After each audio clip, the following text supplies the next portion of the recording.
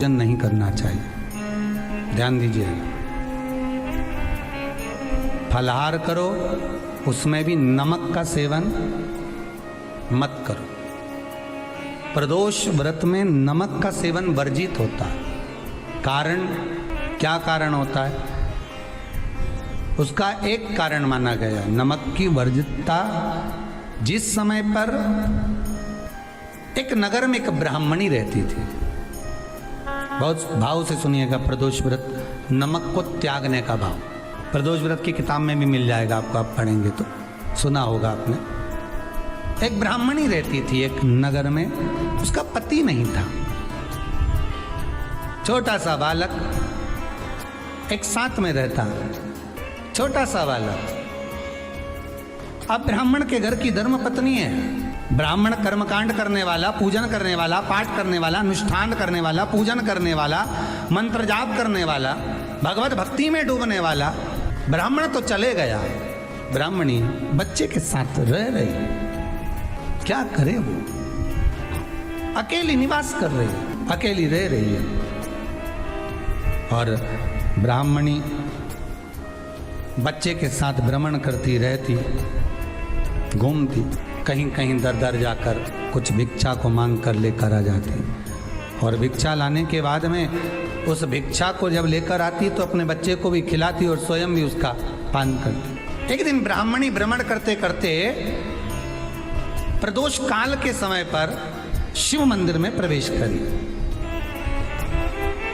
प्रदोष काल के समय और शंकर मंदिर में जब प्रवेश करा, प्रदोष काल किसको कहते हैं? सूर्य अस्त हो रहा हो, रात्रि प्रवेश कर रही हो, दोनों का जब मिलन हो रहा हो वो प्रदोष काल कहलाता। दोनों का जब मिलन हो,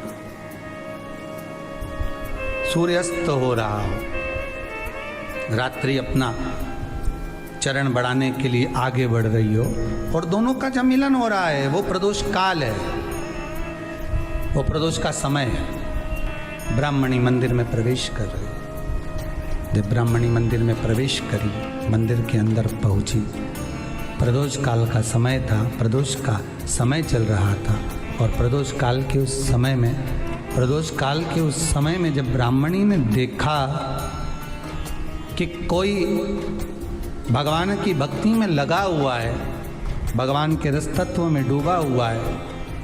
आज ब्राह्मणी के पास में कुछ पदार्थ नहीं है, अपने बच्चे का पेट भरने के लिए कोई सामग्री नहीं है, और कुछ आस लेके वो प्रवेश करी है, कुछ आस लेकर वो अंदर प्रवेश कर जाती है। कोई ऋषि की पत्नी, कोई ब्राह्मण जन की अर्धांगिनी उस प्रदोष के समय पर शंकर का अभिषेक पूजन कर रही थी, भगवान शिव की आराधना कर रही थी, भगवान की भक्ति में डूबी हुई थी। जब भगवान शिव की आराधना में डूबी हुई है, आराधना कर रही है,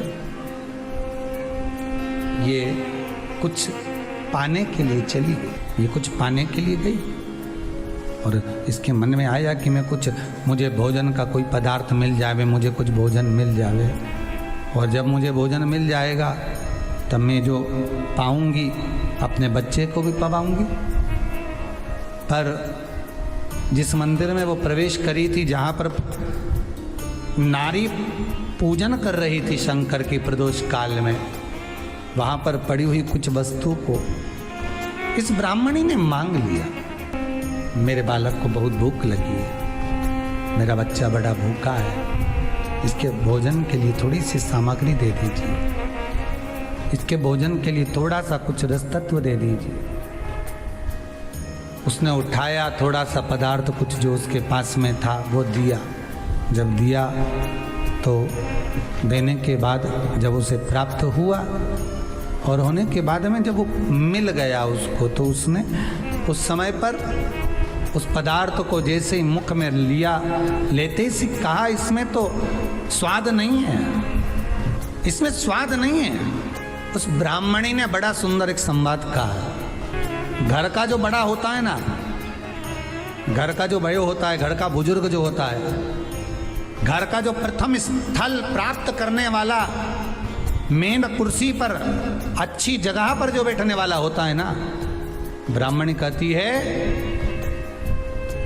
वो कभी किसी वस्तु में ऐब नहीं देखता, मिनक नहीं निकालता। समाज के अन्नकूट होते हैं, समाज के जब अन्नकूट होते हैं महाराज, समाज के जब अन्नकूट होते हैं, बड़ी बड़ी समाजों में जब कार्तिक महीने में अन्नकूट महोत्सव होते हैं, बहुत सारा प्रसाद बनता है।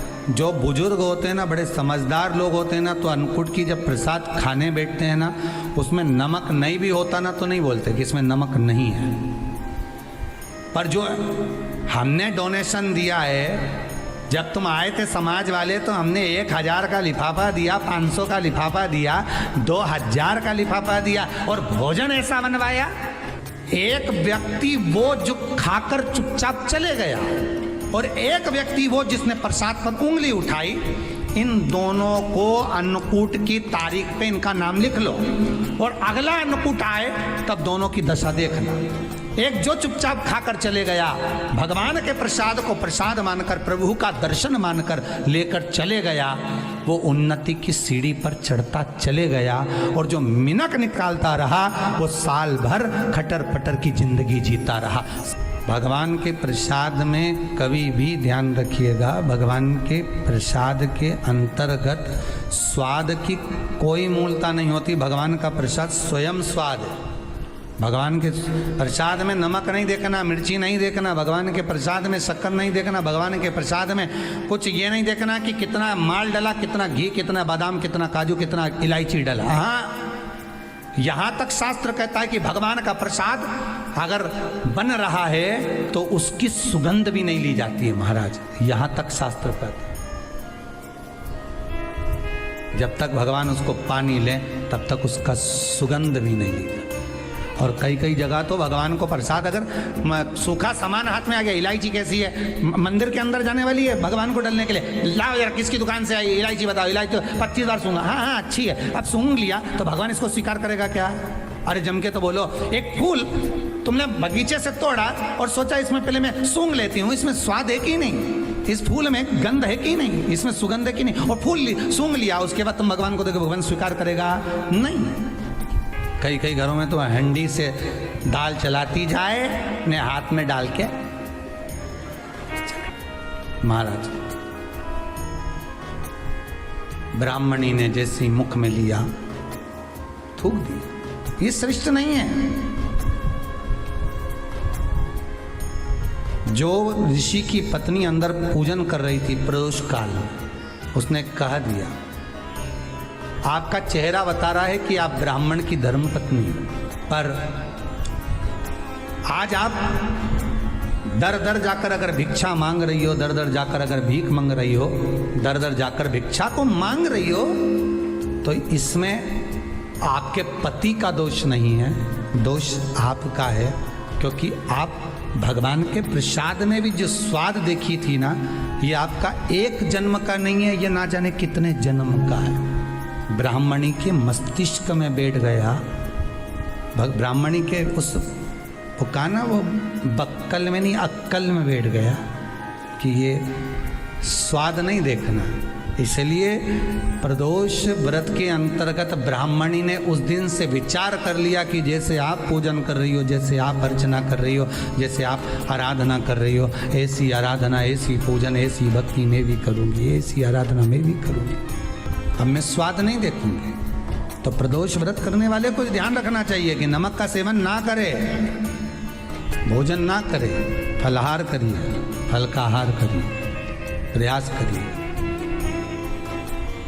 और यदि आपने व्रत का ले लिया भोजन का कि हम तो एक टाइम फलाहार करेंगे, एक टाइम भोजन करेंगे, ऐसा भी कई लोग प्रदोष ले लेते हैं, तो वो बात आपकी है, आप तक रखो, ठीक है, अपने मन तक। ठीक है, बाबा आपकी मनोकामना पूर्ण करे, वो भी पाओगे।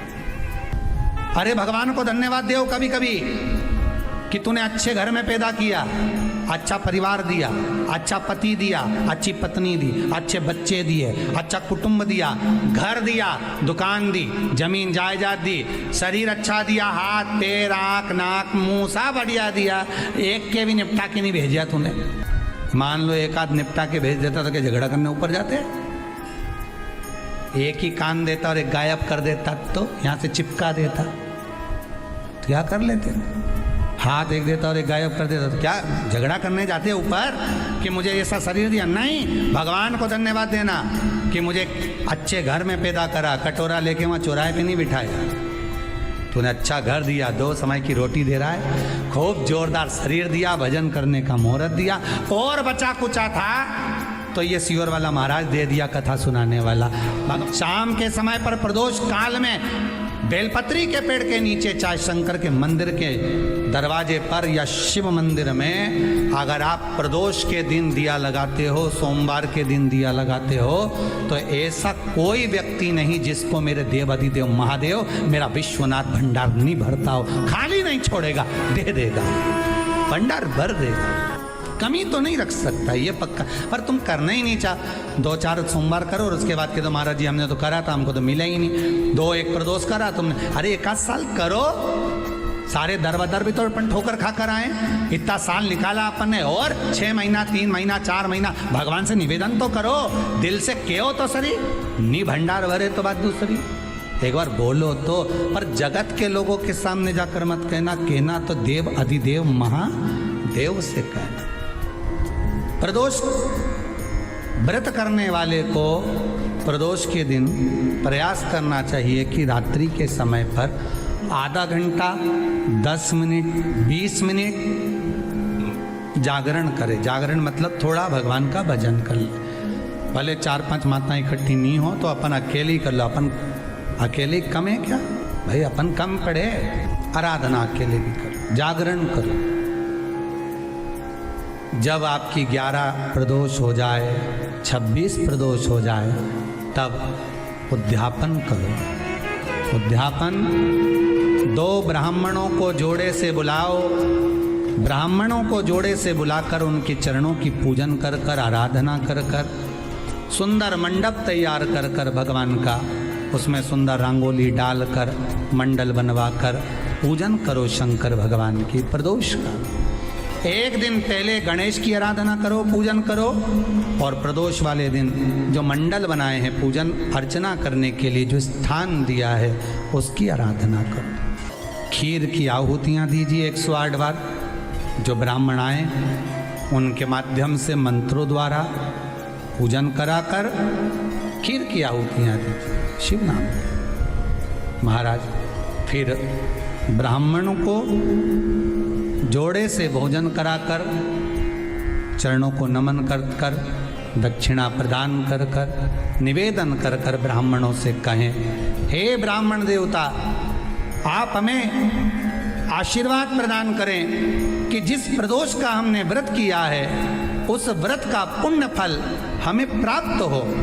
ऐसा ब्राह्मण चरण को नमन कर कर, प्रणाम कर कर उनसे अपने मस्तक पर अक्षत छुड़वाएं, फिर नमन कर कर, भोजन कराकर विदा करें। शाम को भगवान का जागरण करें। ऐसे प्रदोष व्रत का उद्यापन कर अपने जीवन को सार्थक बनाएं।